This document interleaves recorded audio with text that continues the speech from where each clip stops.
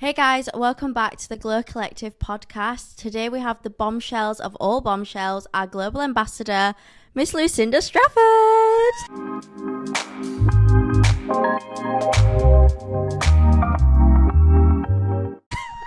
How are you?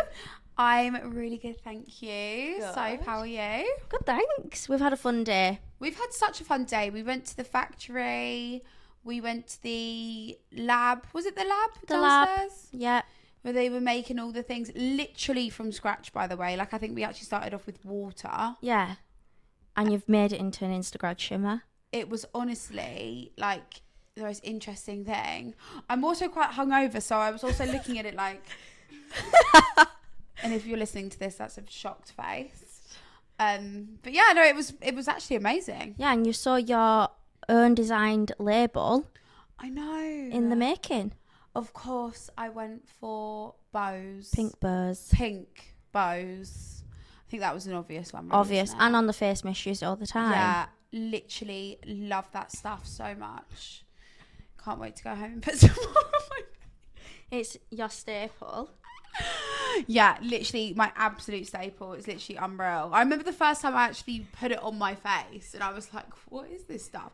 Woke up the next morning, I was like, I love this stuff. Like, it's honestly incredible. My mum actually uses it all over her body and I'm like, Mum, that's not really what it's for, but you do you. You do you. So you joined our brand as the global ambassador to help us launch into Australia. It was an amazing launch, but the photo shoot was honestly my favourite photo shoot of all times. That was honestly the best photo shoot ever. The tan, the glow.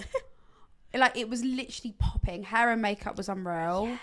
Vibes, immaculate. And I feel like that was when I properly first met you guys. Yeah, because we'd only met before at the summer party. Yeah.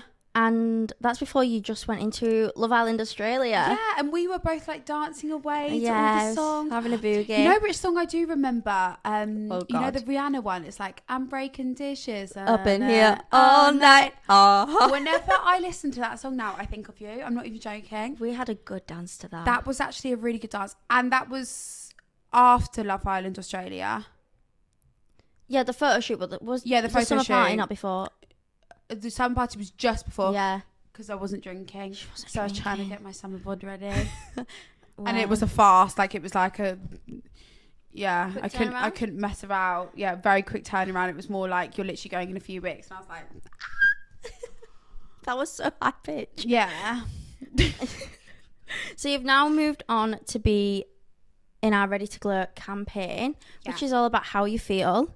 Tell us how you feel once you've tanned. Honestly, there's no feeling quite like it. Like, I'm actually not even just saying that. Yesterday, since filming this, so this is probably coming out, I don't know when this is coming out, but yesterday, I was actually on a red carpet at an event called the Trick Awards. Don't know if you guys have heard of it or not. But the night before, I was like, you know what, I just need a little bit of tan, got my dark tanning mousse, whacked it all over my body, got in the shower the next morning, and I was just like, you looked now incredible. the show camp again. Like, honestly, we gasped. We saw you, we gasped. Yeah. She was glowing. Thank you, Barbs. You looked incredible. And of course, I used the Body Glow oil as well, all over my chest. You know what? I was actually major slay. Major. Don't want to big myself up that much, but genuinely, and people were coming up to me like, how are you so glowing? Well, now and you I know. I did plug you guys. Thanks. So what products are you reaching for the most at the minute? Always the facial mist, always the gradual tan moisturisers. So this is just a life hack in general. If you want to pack a body moisturiser, so obviously when I go away, which I go away quite a lot, I've always got a suitcase in the hallway, just open, ready for the next time I go away. And in my toiletries bag, obviously I've got toothbrush, toothpaste, blah, blah, blah. But obviously you need your basics like body moisturiser. You may as well pack a gradual tan body moisturiser because you basically doing 2 in 1. Yeah. So I can't remember the last time I ever packed just a body moisturiser. I always pack a gradual tan body moisturiser because I'm like, well, if I'm gonna moisturise my body, I may as well do it with a gradual tan body moisturiser. You might as well get a bit of tan in there as you well. know what I mean? Yeah. Obviously, always the dark mousse. Love the mitts. to everything. I had a right clear out of all of my tan at my house, and it's literally all Sunrise. Like, there's not one that's not. It's the best. It's the best.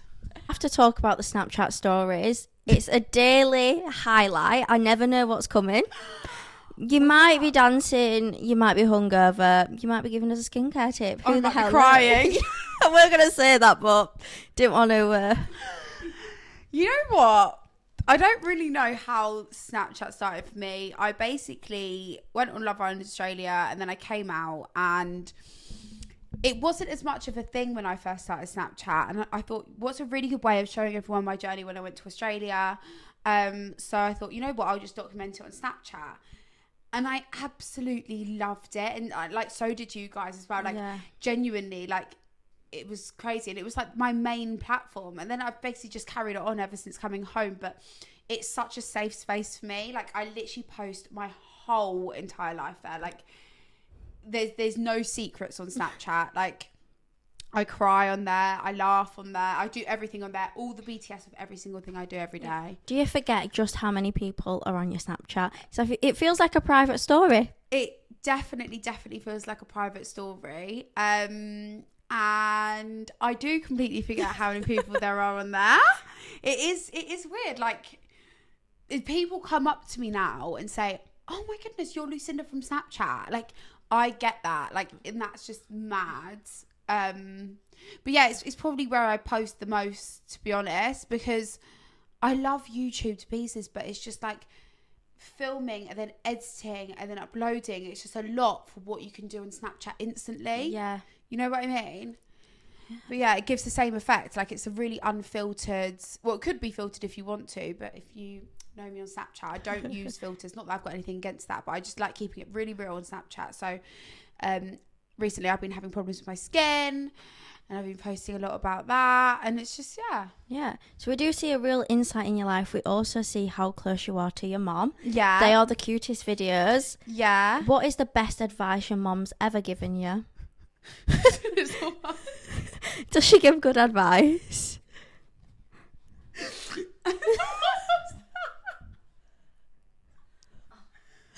What was that? What was what? I don't know if I snorted or not. Else I was laughing. Right. So anyway, advice from my mum. You know what? She gives a lot of advice every single day, but like, my friends really take in her advice. Like, they literally think my mum is like their best friend. But because, you know, when you live with someone, like, you're like, oh yeah, good advice. But she actually does give really good advice. She always says, like, put yourself first, always love yourself first. Don't go for boys who are like a bit half-hearted about situations and stuff. And like, you should like be having flowers, and like, she really thinks that like me and all my friends should always have princess treatment, which we love, and that is true. But yeah, my mum is a right character, to be honest. She really, every time she comes out, I think this is going to be an entertaining video. Yeah, like, she is just like very unfiltered and just very like, I mean, she's one of a kind. She has done some like crazy stuff in her life as well, like, genuinely. That is just like, wow, some of the stuff she says that she's done before, I'm like, what on earth? But yeah, I actually just went to Girls Aloud last night with her, so that was fun. We saw her having the time of her life. She absolutely loved it. She had a bit of a problem with her leg. I don't know what was going on there, but yeah, no, she literally absolutely loved it. Me and her love Girls Aloud. Yeah, it's like childhood memes, you know.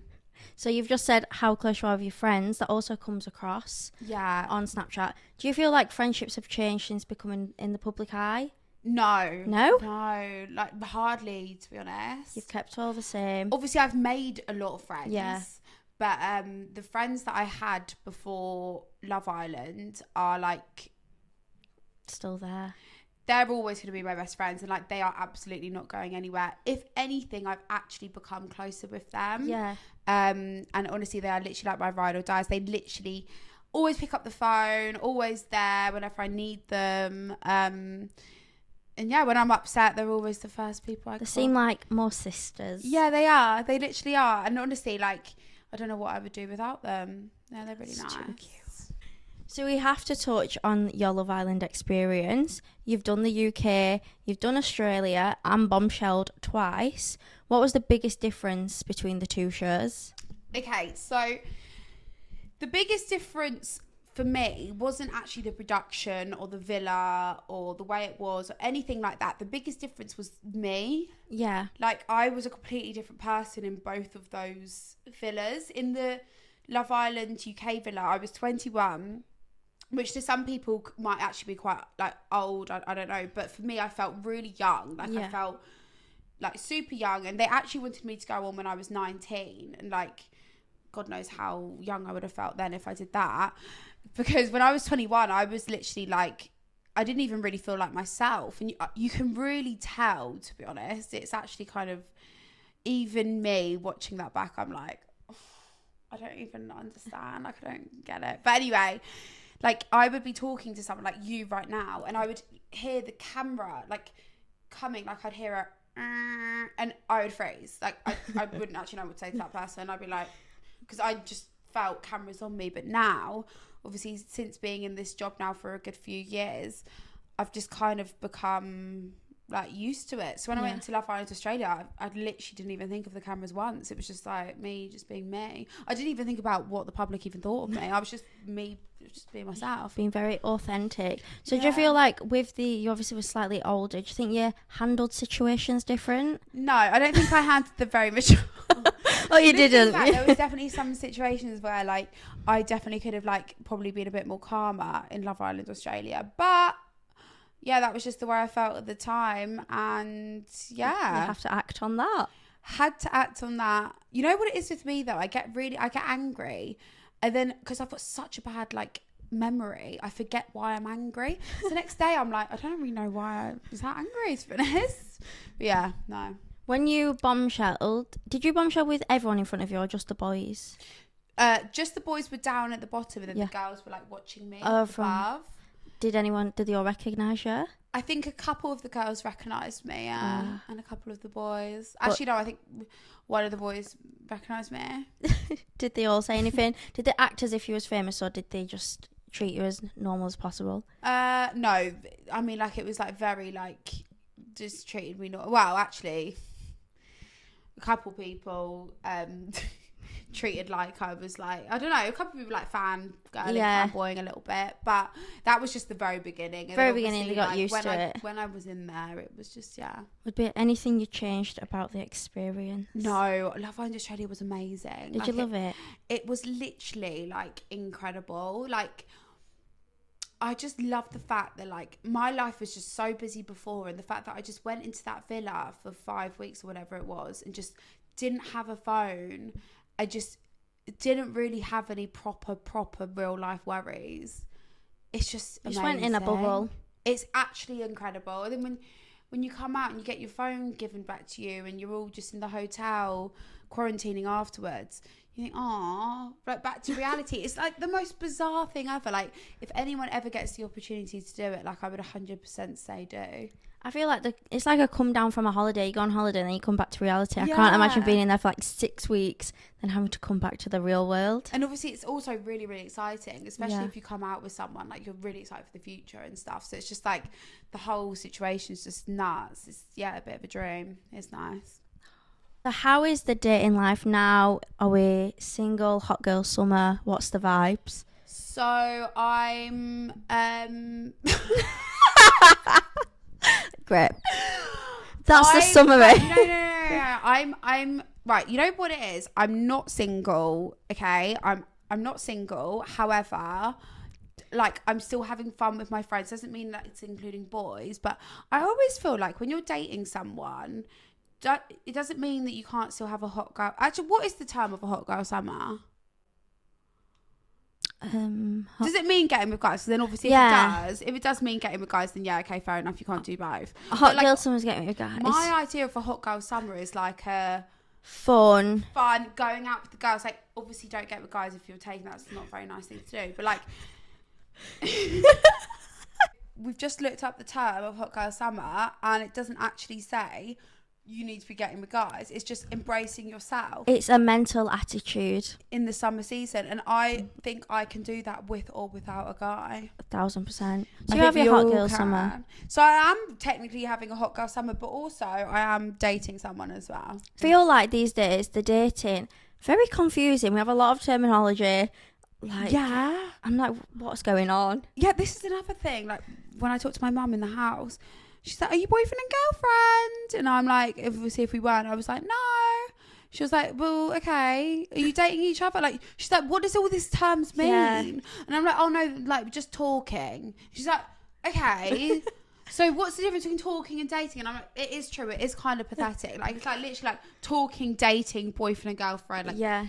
There's stages. there is literal stages. Talking's the first stage. Yeah. I think. So what do you look for in a guy? I look for right. Okay, I've got quite a long list. Okay. But I need to think about it. So, loyal, kind, caring, funny, good looking, tanned. You summarise if you want to go with Lucinda. I quite like brunette. Have I said tall? No. Okay, tall. Confident but not cocky. I mean, there's lots. But, like, it's always good to aim high, I guess. Princess. Does princess treatment. Princess treatment, yeah. Like, and also just treats me like a princess. Which is princess treatment. You know what I mean? Like, you know what? Once I went on a date, right? This kind of energy, please. Right. Okay. So once I went on a date and the date was fine. I wasn't 100% sure, like, what, if we were going to work out or if we weren't. Obviously, it was just one day. I didn't hardly even know him, to be honest. And I parked my car where the date was. Yeah. And he came and picked me up the next morning to drop me back to my car and from my house. And I got in the car, his car, on my driveway. And there was a soya milk iced latte and a bouquet of red flowers on the passenger seat. And I After literally the one day went on this one date with this guy. That kind of energy, like that energy was someone that I actually like really like. would be perfect. That's what I want. As a final question, who would be your dream guest on this podcast? For me to watch.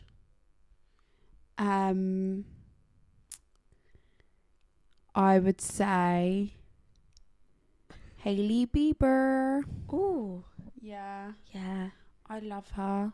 And she's pregnant. You like Justin Bieber? Were you a Justin Bieber Love fan Justin and that's Bieber. why you like Hailey Bieber, or did you like Hailey Bieber by yourself? No. To be fair, that's true. I've liked Hailey Bieber since being with Justin Bieber. But or Sabrina Carpenter. She actually reposted one of my TikToks. Oh, did she? Yeah. That's a slay. That was actually a big slay. Yeah. Who else am I She's really killing it obsessed at the with? minute.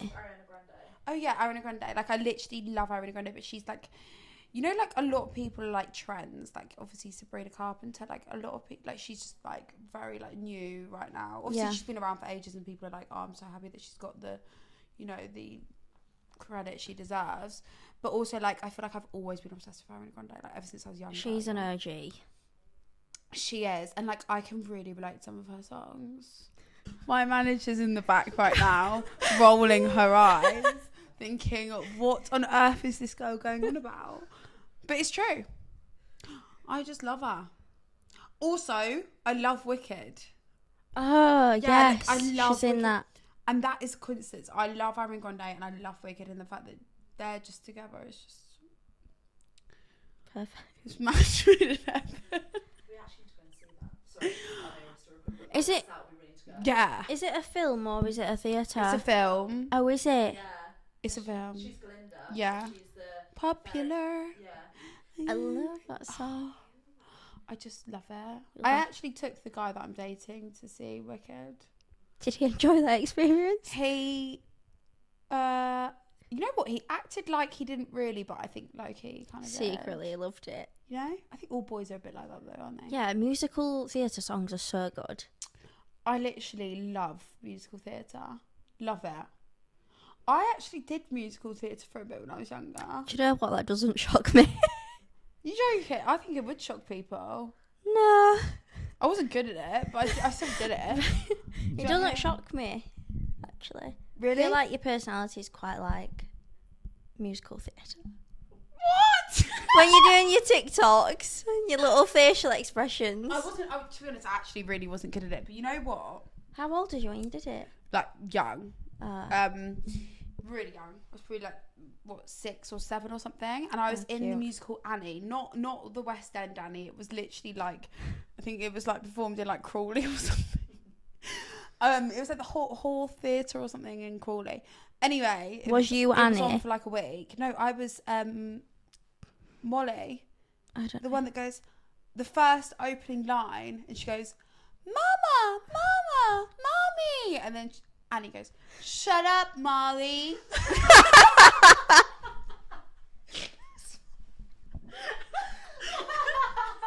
And then my mum was in the crowd. She was a proud mom. Yeah, you see that?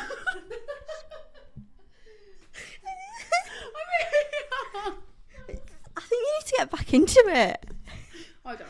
Why don't you do a pantomime? You know the pantomimes where the celebs in the pantomime.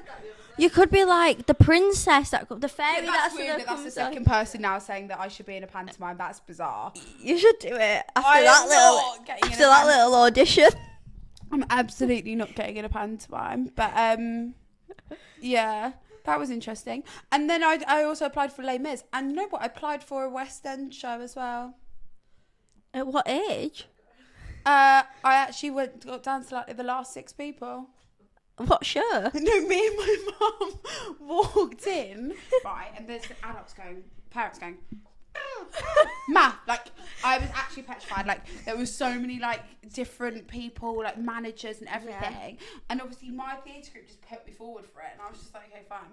And, like, I went there, and, yeah, I think it was actually Annie. I actually think it was Annie that I was... A different version of Annie. Wait, like, no, who are all the little children? Oliver. No. Matilda. Sound of Music. It was the Sound of Music. It was the audition for the Sound of Music, and it was at a theatre school in London, which was the auditions being held. And I actually got down to like the last 6 people. And I know to some people that sounds really bad, but it was surprisingly actually very good considering I obviously had no chance of getting it anyway. But like the fact that I got down to like literally like everyone was going throughout the day, and like I was like, what's going on? And obviously finally they were like, hey, you've got to go now as well. But like, you know, What a slay. How old are you? that was after Annie. I think I thought I was on like a roll. I thought I was going to become This is my career. I thought I was going to become like this famous theatre school kid. And it lasted about 6 months, but whatever. I think that's a really big slay. But like I still know people from like theatre now. Like I go to like what's this scare place? Not Scarefest. yeah, what's it called? Tully's. Oh yeah. And a lot of them from my theatre school when I was younger all work there at Tully's, so I do see them sometimes. Once a year. At Halloween. When I go to When they've got like fake bruises on, that's when I see them. yeah, because they always go, Lucinda. Thanks for coming on the pod. You're very welcome. Thank you for having me. It's been great. Hope you've all enjoyed having Lucinda on the pod. Make sure to tune in to our next episode. Bye. Bye.